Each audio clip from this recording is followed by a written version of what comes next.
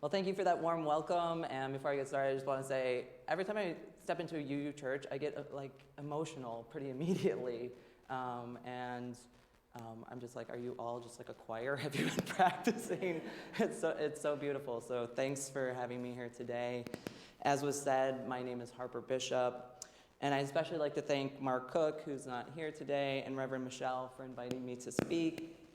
Before I begin my reflection on Trans Day of Visibility, I want to acknowledge that yesterday, many people across Buffalo and Western New York, and I'm sure members of this congregation, joined the No Kings protest to give voice to their very real concerns about the political moment we're living through.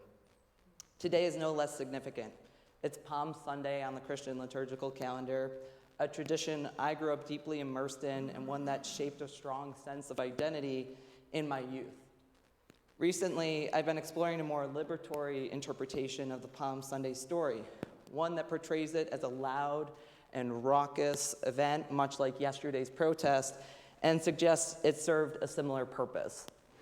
From what I gather, Palm Sunday reminds us that the personal is political, that faith lives not only in sacred spaces, but also in ordinary and public ones. It invites us to reflect on the kind of leadership we celebrate, the kind we should be celebrating, and the kind of world we long to create. The prompt I was given and what I want to share with you today in relationship to Trans Day of Visibility is this: the outward expression of who we are begins within, taking shape in our hearts and minds before it is ever visible in the world. It is in trusting ourselves and sometimes a few confidants that we find the courage, strength, and understanding to proclaim who we are in a world too often eager to define us for us. That's what I want to reflect on with you today. My own journey towards a more self-determined, freer version of myself. Someone who can be fully seen and who, in that visibility, can join with others to bring a new world into being.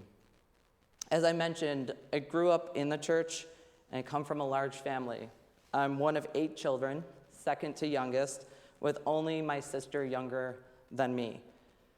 For as long as I can remember, sexual orientation and gender identity, though those terms weren't used, were part of an ongoing narrative about what was and was not acceptable for my life and in my life.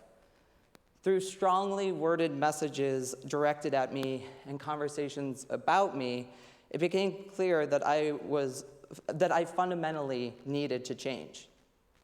That expectation extended from hobbies to personal relationships, and even to questions of eternal consequence. The mindset I absorbed in that environment was deeply contradictory. It carried a sense of conditional love, unworthiness, and persistent heaviness. At the same time, it cultivated a deep well of empathy, compassion, resilience, and a stubborn, sometimes loud defiance: I am who I am. It would be many years before I had the confidence to come out to my parents, but when I did, it couldn't wait. I'll never forget. It was April Fool's Day. And no, it wasn't a joke. In that small but mighty act, I had turned a corner. I began to reject the internalized queer phobia shaped by my upbringing, marking the beginning of a lifelong journey of healing my inner child. This process has also given me the clarity to understand myself better and to be honest about how I feel, about many things, including my gender identity. I came out as queer in my early 20s. My late 20s were defined by coming out as non-binary and eventually trans. Gender dysphoria, a discomfort experienced when one's gender identity does not align with the sex assigned at birth, was something I had felt most of my life. I had no language to name it, and the distinction between sex and gender was never part of my world. I found my path with the guidance of my inner counsel and a few deeply trusted people, including my now wife, who helped me choose a new first name, supported me through top surgery, and helped petition New York to legally change my name and gender marker. I gave myself the space to move on a timeline that felt right, honoring all of my lived experiences.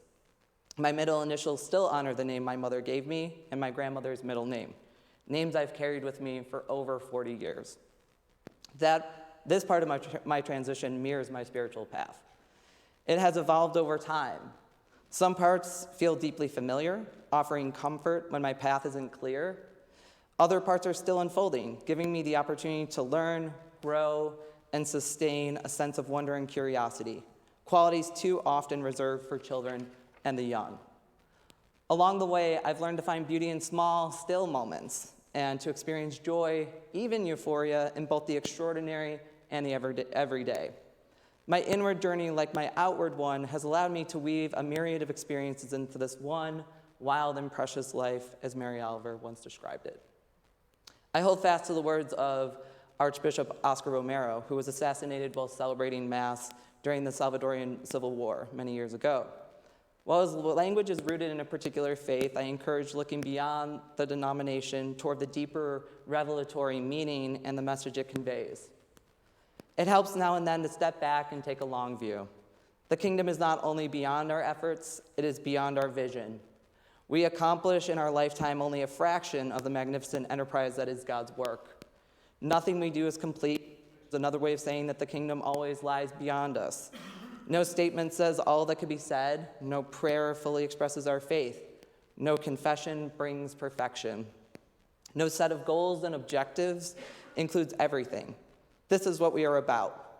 We plant the seeds that one day will grow. We water the seeds already planted, knowing that they hold future promise.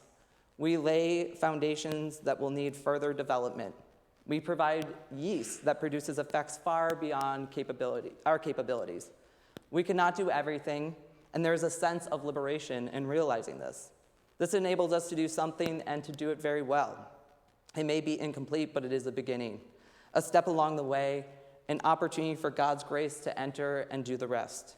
We may never see the end result, but that is the difference between the master builder and the worker. We are workers, not master builders, ministers, not messiahs. We are prophets of a future not our own. How does that relate to Trans Day of Visibility? A significant part of my inward journey, especially as it relates to my trans identity, has been learning how marginalized communities come together to advocate for themselves and to stand in solidarity with one another. In other words, it's about how the invisible becomes visible. First through reflection, then through words, and finally through action. My story, deeply personal as it is inseparable from a political context, a space I've always nurtured, felt most alive in, and really, truly called to.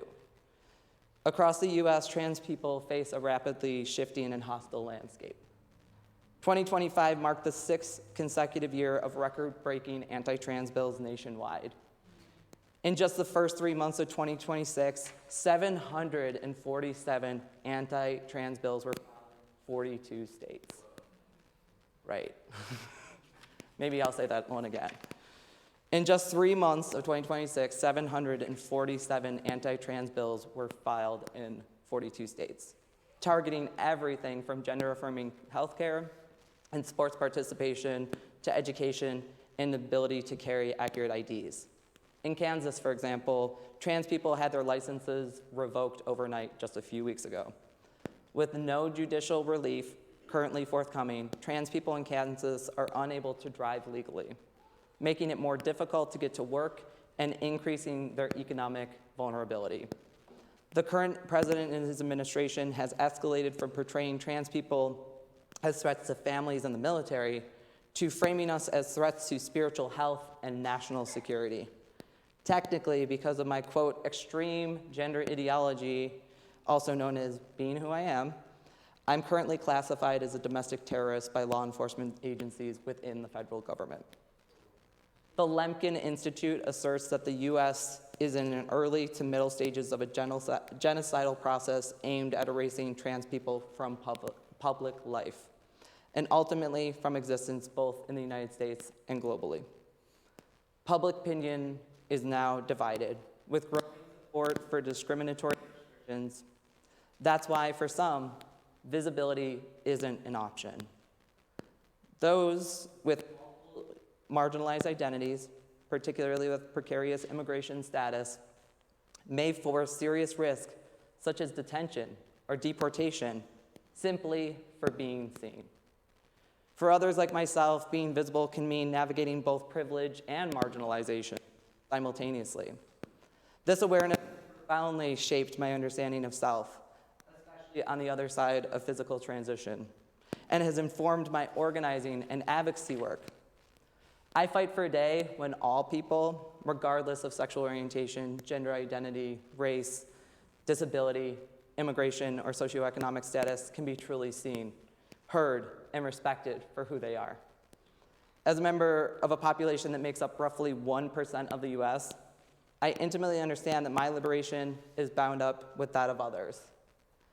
I am only one worker, and the work is laborious, but it is not mine alone, and it is not only for me. In closing, I'm grateful to celebrate Trans Day Visibility with all of you. I wouldn't be a good organizer if I didn't leave you items, so here they are. First, get outside. Attend community events and continue learning about the experience of non-binary and intersex people. The symbolism of this day is important, and more is needed. Secondly, make some noise, take action. Join protests, contact elected officials, support inclusive legislation, and share stories that affirm the humanity and rights of trans people. And thirdly, trust trans people. We know who we are and what we need. Follow our lead. Thank you for providing me with a space to share with you this morning. I'm happy to either take a couple questions, hear your reflections, and if not, I will be at coffee hour ready and willing to talk to each and every one of you. Thanks so much.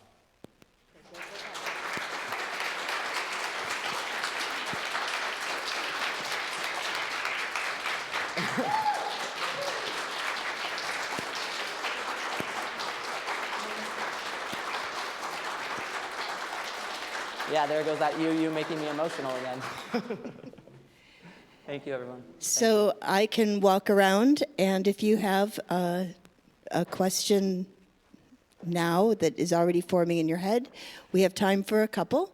And as Harper said, he'll also be available during coffee hour to you. But I am here with a microphone, ready to roll. Oh. Where am I seeing? Oh, sorry. You have sunlight behind you, so you glow. Good morning. I looked at that graphic. I looked at the graphic. New York State is one of the states that passed negative legislation. I couldn't tell which states had passed or the bills. Yeah, totally. So New York State is actually one of the more affirming states, and so actually what we're seeing is migration from redder states or where laws are like Idaho, Kansas, where there's penalties now, essentially trans people being erased from public life. And so New York is seen mostly as a state where people are coming to as a safe haven. I worked on a campaign, Prop 1, we all voted for this just in the last election, in November, well, it's I guess a year and a half ago now, that codifies gender identity into the state constitution because the lesson that we're learning is that who governs is important. For a person who came to New York and became governor of the legislature that no longer was friendly towards trans people, that they might try to roll back rights. And so the codification in our state constitution is really important. So thankfully in New York, we're ahead of most, and we're seeing like a trend where people are coming to us. So, yeah, thanks for that question. Obviously is a little bit difficult to read, but I wanted to just have you see the count of how many bills are being introduced at the state level. It's very surprising to me about New York. Thanks for clarifying. Yeah. Oh, and also that counter, just so you're aware, it doesn't, I didn't mention, a lot of the bills failed because people put them forward. It may be that already put that forward, but then New York State didn't pass it.